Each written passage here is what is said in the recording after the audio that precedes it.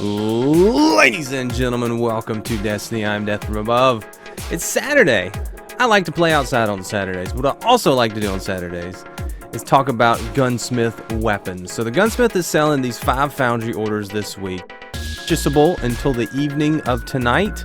When Zur leaves the tower, these Foundry orders leave Banshee's inventory, so you can't buy them after tonight. I've already purchased mine. Hallelujah. I'm not going to have a repeat of last week when I forgot to buy my packages, but if you haven't bought them, do it now. But we're going to go over each one, talk about the gun that he's selling, talk about how it performs, what I like about it, what I don't like about it, what I think are good rolls, and what stats you want to go for. So we got 5 guns. We've got the Tuonela SR4 from Omolon, the Judith from Hakke, the Herja-D from Hakke, the Lyudmila-D from Hakke, and the Aoife Rua-D from Hakke. That's a sniper rifle, 2 pulse rifles, a hand cannon, and another scout rifle. So pretty good, pretty good. Now, I usually do these videos live on Twitch, so if you want to go check that link in the description, go follow the channel. You can get in on the action early. But let's go ahead and get into the guns.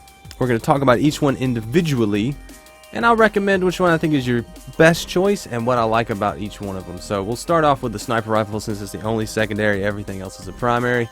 The Aoife Rua-D is reads control the battlefield with the Hakke Aoife Rua-D. This is an interesting sniper rifle. The Hakke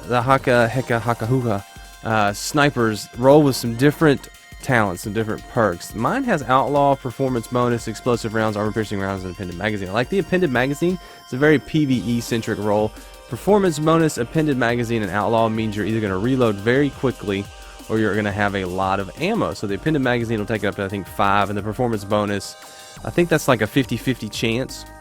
So I really like this, but it is a mid rate of fire, mid impact sniper rifle that you can use in a lot of different situations. You can run and gun in PvP with this, and it's pretty effective. It's pretty fun, and it's an interesting alternative. If you snipe in PvP and you like sniping in PvP, it'd be a fun gun to take around, to be different, make the game interesting, and have fun. It does have that Defiance of Yasmin rate of fire and impact, so it's pretty controllable, pretty fun to use. It sounds awesome, and I like it. PvE is kind of where I do work with this gun more so than PvP. I wish in PvE they would reduce the sniper flinch, or maybe get that under control a little bit, because it's kind of hard to snipe anywhere but from long range in PvE. And the sniper rifles in PvE, I don't know, the scopes or something about sniping in PvE doesn't work for me, except for boss battles when you're hitting crits, and you're probably not going to use this for that. But it is a fun gun, it's a cool gun, it's an interesting gun. Next, let's move on to the Judith-D. Now this is a hand cannon with this specific roll that can do some amazing damage. So it's got crowd control, reactive reload, and some other stuff over here. But let's not talk about that for just a second. Let's just talk about the hand cannon itself. Headshots are strongly encouraged with the powerful Hakke Judith-D. Yeah, they are, because you've only got 7 in the mag. You got a super high impact, super low rate of fire with some okay reload. So it's a gun that you want to have a reload perk, or you want to have a lot of damage perks. So if you get this gun, this Judith-D, with crowd control and reactive reload, and you get into a Titan bubble with weapons of light, if you kill a person, reload, kill a person quick enough, and get that reactive reload, crowd control, and weapons of light buff, you can one-shot someone in the Crucible. You literally can. Now, for all those things to come together, it's a very complicated procedure, and it's not likely to happen, but you are likely to have either crowd control or reactive reload active a lot of times. So it's a gun that you can get some pretty cool kills with if you do the right things and you're pretty accurate. So it's a gun I haven't used too much, and I need to pull it back out, especially with the hand cannon changes. This one could be very good. Problem is that stability is very bad. So it's an interesting gun. We'll see how it plays out. I'm going to try it in some PvP this week. Next up, let's look at the Lyudmila-D, or the Lyudmila-D.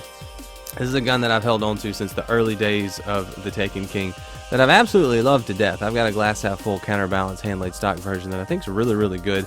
I'm holding out on my Hunter for a version to have Headseeker counterbalance and hand-laid stock, and that one is going to be my baby if I can ever get it. May not ever get it, but I'd like to get it. Now the Hakke Lyudmila-D reads the cold sharpshooter's precision of Hakke. Lyudmila-D is a marvel to behold. It is a high-impact, low-rate-of-fire pulse rifle, so you do need that precision. I think the counterbalance is almost a must-have on this gun. I like counterbalance and hand-laid stock both on this gun because it keeps the spread really tight, and it goes straight up and down. So if you ever do get Headseeker, since it's a 4-round burst, you can do a little bit more damage with Headseeker on this gun than you can on a 3-burst pulse.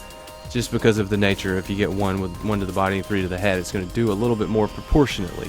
And then glass half full will help out if you don't have Headseeker. But anything counterbalance hand laid stock is going to be really good on this gun for PvP. For PvE, not really using it for PvE because it's, you know, not really a good choice because of the rate of fire. But it's strong if you like it, you like the stability, and you like the range. You can definitely PvE with this gun. It's a cool gun. I like it. I'm partial to it just because of the sound and the function of it. It's 4 burst with the Hakke sound. Sounds awesome. Next up, let's look at the Herja-D. The Herja-D is the little brother or little sister to the Lyudmila-D. I would call it the little sister because I think they're both female names, Herja and Lyudmila. I know Lyudmila was an old Russian sniper. The Herja has the role that I wish I had on my Lyudmila. Headseeker, counterbalance, hand-laid stock. So Herja reads, devastate your foes with the deadly precision of the Hakke Herja-D. I don't know if that's how you're supposed to read it, but that's how I read it. This is a mid-impact, mid-rate of fire pulse. Everything I just said about the Lyudmila kind of already applies to the Herja too, just because it is a 4-burst Hakke pulse rifle with counterbalance and hand-laid stock, so it's going to have that tight grouping, the straight up and down motion, and this one does have Headseeker, so I really like this gun.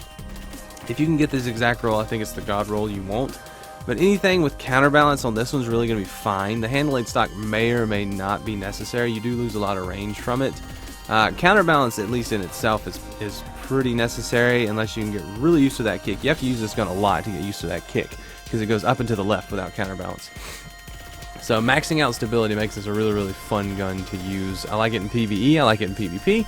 I do it in PvP more than PvE just because I think it's an interesting gun and it's a lot of fun. So that's my Herja-D. Finally, the gun that I think you should all run out, purchase right now, and hold on to it until you get the god roll that you want is the Omolon Tuonela SR4 scout rifle. If you were not fortunate enough to get the vendor hung jury from the Taken King, the Omolon Tuonela SR4 is the gun you want to get because it's basically the same thing. They have the same stats, very similar stability, reload, but the rate of fire, impact, and range are all the same.